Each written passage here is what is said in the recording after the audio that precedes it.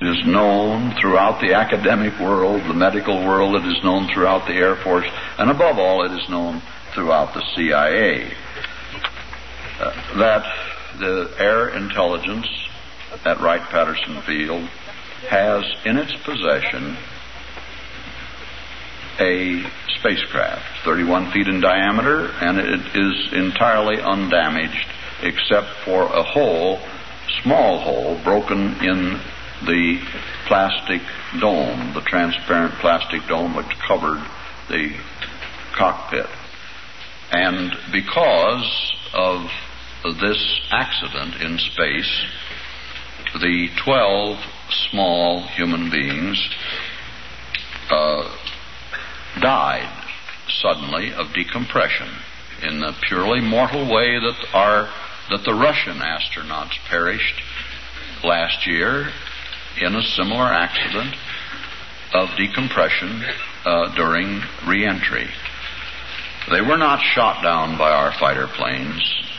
They suffered an operational loss. However, in this particular case, it was very fortunate that our alert radar net in the western states had the UFO on its screen. In fact, 3 radar stations were tracking an unidentified object at immense altitude and traveling at unbelievable speed when it stopped, fluttered, went out of control, and fell circling toward the Earth. Because 3 radar stations were locked on it, they were able to triangulate the point at which it reached Earth. That point was 3 miles west of the small town of Aztec, New Mexico, in the northern part of the state near the Colorado line. At that time, I owned and operated a ranch in the high mountains of northern New Mexico. It happened in my neighborhood. All available law enforcement officers were rushed to the scene, and planes were flown from the nearest major Air Force base, which is Edwards Air Force Base in the Mojave Desert. And as they landed, there was a silvery gleaming disc-shaped spacecraft standing on a tripod landing gear. Apparently it made an automatic landing after its occupants had died. And as the local sheriffs approached with drawn guns, oh, you may be sure the guns were drawn. Let anything new appear, and the guns are drawn. They surrounded the spacecraft and peered into the cockpit. And there, slumped over their instruments, motionless, were 12 small men. The Air Force arrived, and due to their ingenuity, it was quite ingenious, but I won't go into the technical details, they managed to get the door open, and the medical officers said that the bodies were still limp and warm. They had been dead only a short time. They were put aboard a hospital plane and flown to the nearest large mortuary, which is at Edwards Air Force Base, where they have, as do all large military establishments, a large refrigerated morgue. After all, a very large base devoted to death would need a morgue. And the city of Tampa has a refrigerated morgue for overnight visitors who can't find hotel accommodations. And Edwards Air Force Base received this, and in February 1948. Now that was one of the worst periods of the Cold War, and the president was notified, but the president didn't come. No one knew quite what to do. The bodies were carefully preserved in cryonic suspension, which is not, as the Air Force spokesman on the television program yesterday, in ridiculing and abusing me, said that Bob Carr says that little green men are being kept in the frozen food locker. You see, you just change a few words and you can convert the story of the century into a bit of idiocy. First of all, they weren't green. They were fair-skinned. All were males. They were between 3 and 4 feet in height, with 3.5 being about the average. All had light hair, differing shades of light hair, but on the brownish yellow side. All had blue eyes. All had perfect teeth without any dental work. All were superb physical specimens with no asymmetrical development. They're dressed in American clothes. They could pass unnoticed on the streets of Tampa as small men or as children. Now, it was decided, which do you want to hear about first? The really important news of what our leading metallurgists, electronics experts, and aeronautical engineers were able to find out about the spacecraft itself, or do you want to hear about the bodies? First, let's have a vote. How many of you want to hear about the construction and content of the spacecraft itself? Right down. Now, how many of you will not rest easy until you hear about the autopsy? Oh, this is by far a majority, and frankly, it's human. It's human. Who wants to hear about a giant solenoid when you can hear about an autopsy? Professor Robert Carr talks about that autopsy in just a moment. One body was selected for autopsy by a carefully screened group of government physicians. 6 performed the autopsy. It was photographed. Motion pictures were made. You may be sure it was done in an operating theater under many watchful eyes. And as our unfortunate little visitor from far away was dismembered and disemboweled, and his organs were laid out and identified, he was found to have the same organs that a human being has and in about the same place. He was human. His blood type was human. Genes and chromosomes would match up with those of an Earth woman. Either we are their lost colony or they are our lost cousins. Biologically, the chances of utterly unrelated life developing across the aching immensities of interstellar space and coming out with 2 absolutely identical species, the odds are like, well, it's like rolling 37 sevens in a row in a crap game. It just couldn't happen. It would take millions of years. No, we are somehow related. They came here probably because they too are oxygen breathers and water drinkers. If they had been ammonia-breathing turtles, they could have gone to Jupiter or some congenial place. But no, they were like ourselves, so they sought out our planet. Undoubtedly, there has been an unbroken link going back a long time. As his audience sat glued to the edge of their seats at the International Inn, Professor Robert Carr got down to the nitty-gritty of the autopsy performed on the body of a dead spaceman he claims the Air Force recovered in the wastelands of northwestern New Mexico in 1948. Everything was quite normal until the celebrated brain surgeon got out his horrid little saw and sawed open the skull and laid bare the right hemisphere of the brain. And then the 6 assembled surgeons gasped because they realized that they were looking upon something no human eyes had ever before beheld. There, on the body of a vigorous young man estimated to be 30 years of age in Earth time, could have been a small Olympic athlete. There, in his skull, was the brain of a human being several hundred years old. The surgeons said, the brain specialists said, that never had they seen the surface of a brain so deeply and so intricately convoluted. And as you all know, the convolutions of the brain are an indication, an infallible indication, of both the age of the brain and the state of its intellectual development. A feeble-minded person of any age has an almost smooth brain surface. A newborn baby has a smooth brain surface.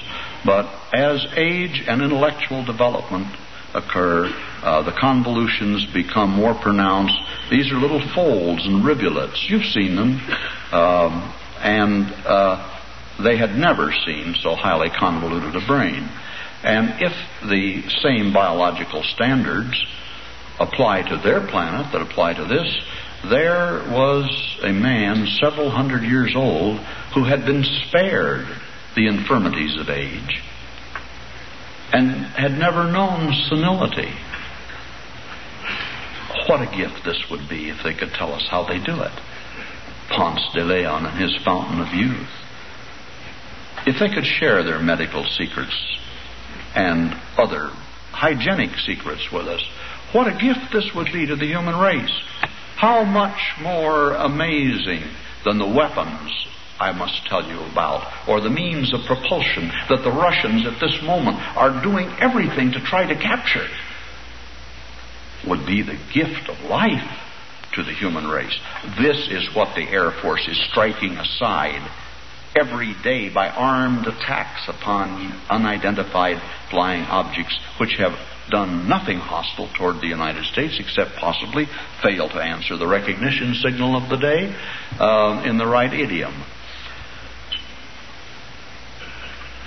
Major Donald E. Kehoe, in his latest book, Aliens from Space, documents over 1,000 instances where fighter planes have been scrambled to attack harmless UFOs with the most deadly weapons that we have developed, simply to try to shoot one down. They have never succeeded. Certain pilots during debriefing sessions, shaking, ashen-faced, have told their commanding officers that they got within gun range. They opened up with 4 cannon. Not one shell ever struck the skin of the UFO. Apparently they are surrounded by a powerful force field of electromagnetic emissions, which is probably intended to protect them from meteorites, which of course are very dangerous, but will certainly make bullets curve enough to miss them. Think what that secret would be worth.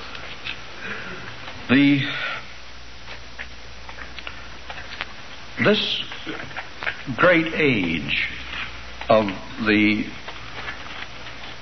beautiful young man has profound psychic significance as well.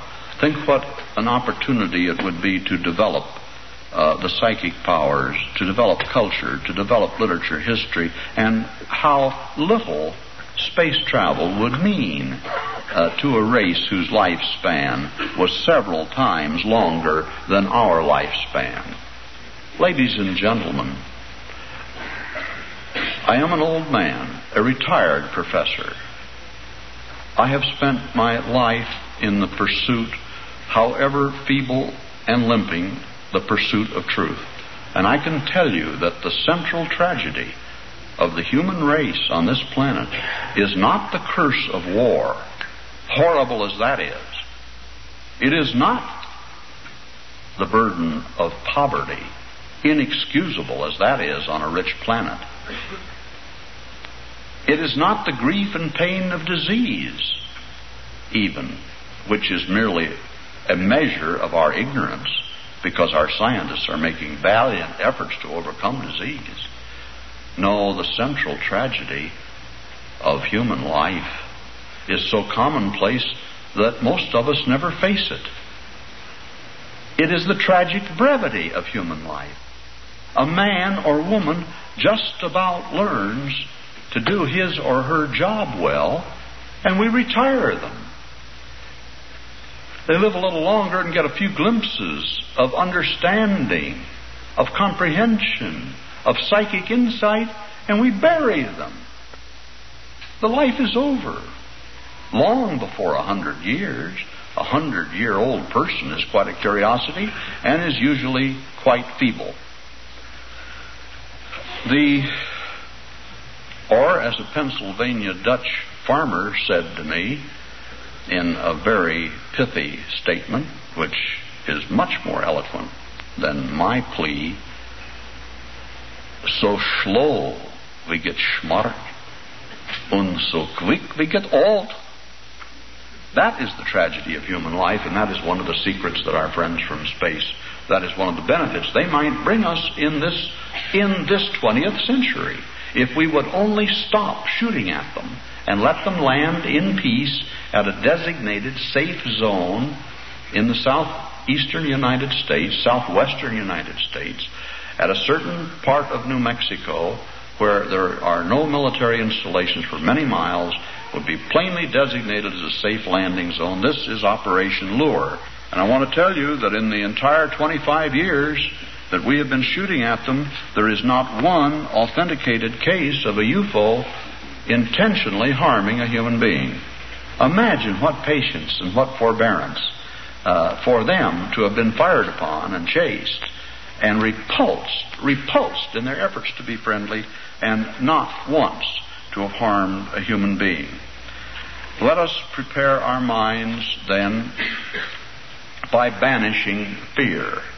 Let us put aside all bogeymen and silly talk of little green men and bug-eyed monsters. And furthermore, those who talk that way, let us gently correct them. They are doing a very great disservice to our country, especially to the children. A little child called me up in the middle of the night last night. Is it true we're being invaded from Mars? That's cruel to children. There is nothing to be afraid of. Now, we can also stop calling them UFOs, because if anything in the sky has ever been fully identified, it is the so-called unidentified flying object.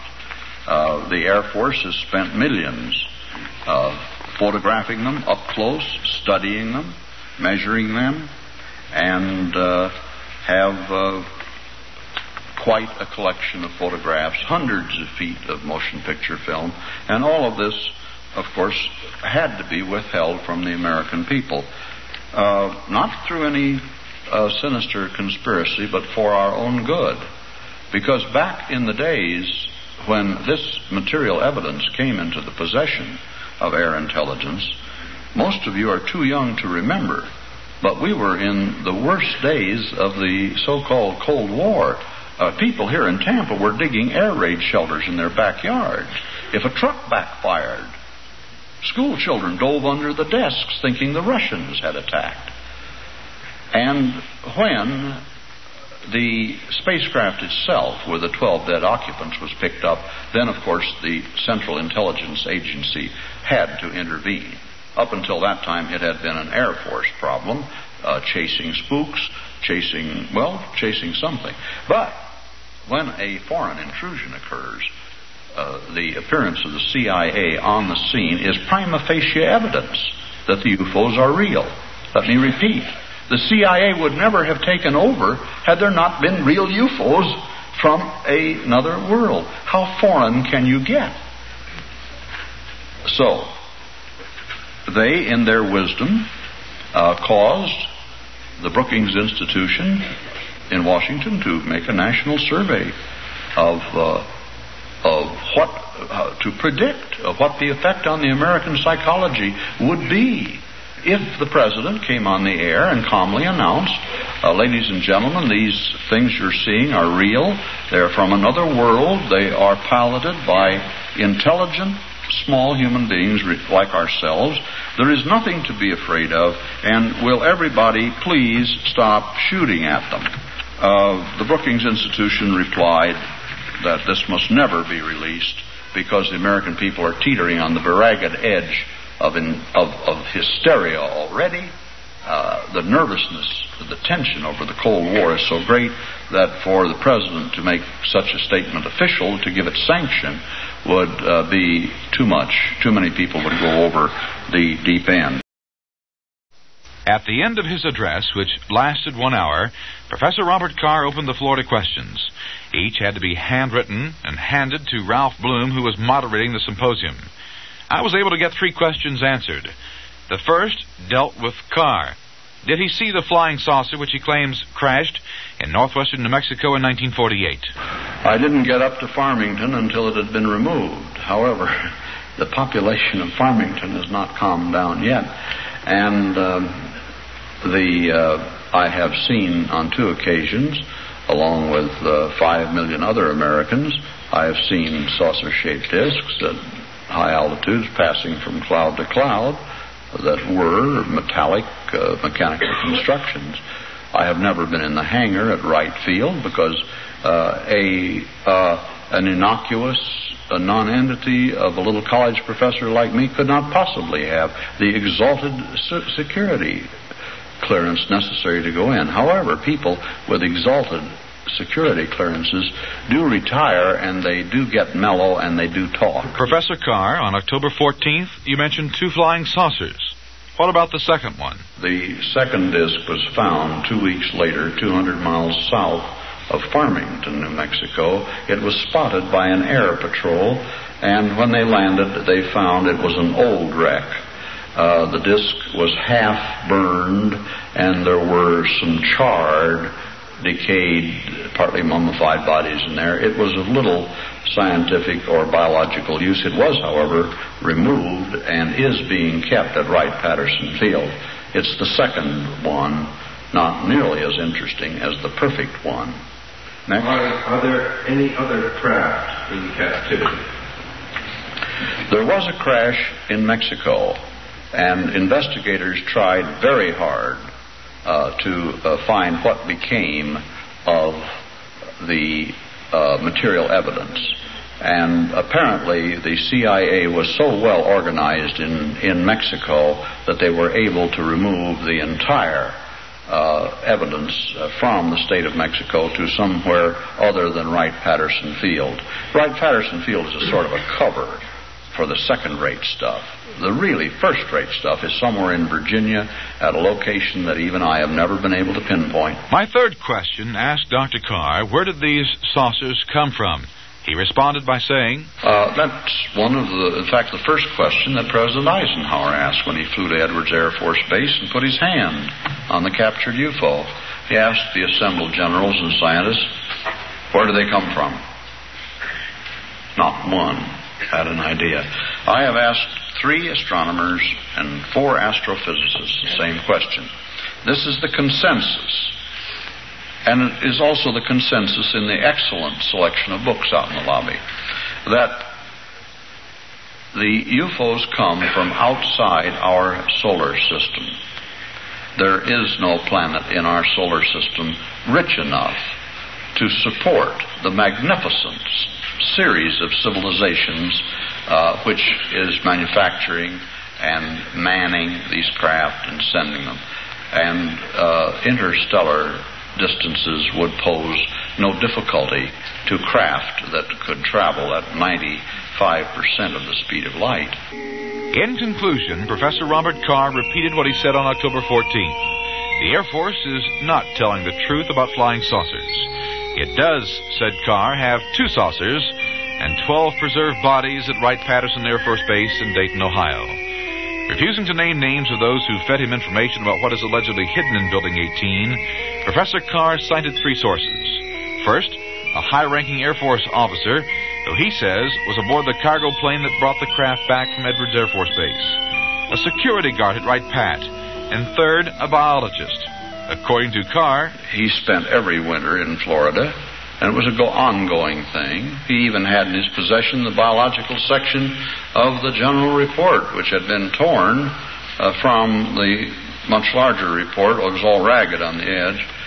Then there was the security guard who was on duty at Wright-Patterson Field for some years, and for some months of that time he was the head of the security detail on the hangar which concealed the evidence. And by opening and shutting the door to admit groups of civilian scientists and medical men, he, as the man who had the key, had ample opportunity to look inside. And after he retired and was a civilian and realized that he had participated in history-making events and that no national security considerations were available, he mellowed up a little bit and talked and told what he had seen. His sister is now trying to sell some snapshots he took. Carr and the sponsor of the Flying Saucer Symposium in Tampa, Florida, refused to give me the name of either the guard or his sister. But Professor Carr made the mistake of telling a San Francisco news service the name of his source, who lives in Canada. Thanks to a radio station in Ottawa and a student at Georgetown University here in Washington, I was able to trace Arthur Bray.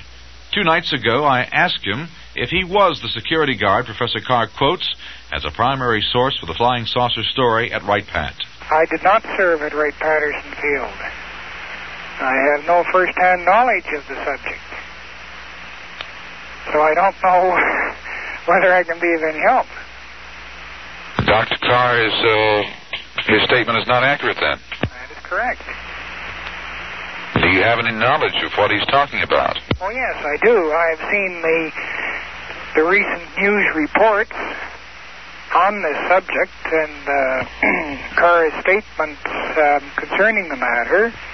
And certainly the subject is not new. I've been well aware of the particular matter since back in 1951 when it was published in a book by Frank Scully. So, as I say, it's nothing new. The subject has been resurrected, so to speak.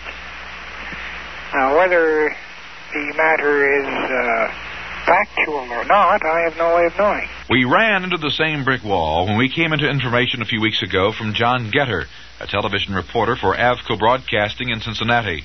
3 years ago, a personal friend told him in strictest confidence she had helped classify a flying saucer and several dead crewmen while serving as the executive secretary to the officer in charge of security at Wright-Patterson Air Force Base.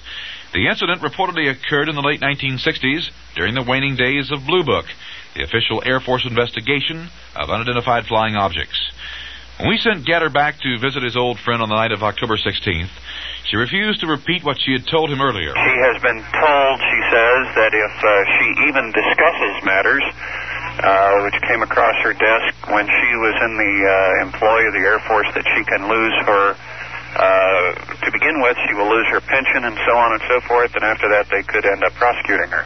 Did she give you any indication off the record as to the validity of what she said? I asked her if she could tell me if we were on the right track with the reports of the bodies and so on and so forth out there. And she said, well, I can't even really say. But, and I remember her words here, she said, I can't really say, but I'd be very interested to know what you find out from other people. Pressed further about his interview, John Getter said, the impression I got from the tone of voice and everything else was we're on the, we're obviously on the right track, but she is afraid to say so because she didn't want to get herself in the ringer for being the one to say, yes, they're there. In his new book entitled Beyond Earth, Man's Contact with UFOs, Ralph Bloom cites a turning point in history of UFO investigations. In 1953, Bloom says Air Force Regulation 200-2 went into effect. It stipulated that the percentage of unidentifieds must be reduced to a minimum. Air Force 200-2 was tied in with another regulation, JNAP 146, which made release of any information regarding unidentifieds by military personnel a crime punishable by a fine of $10,000 and up to 10 years in prison.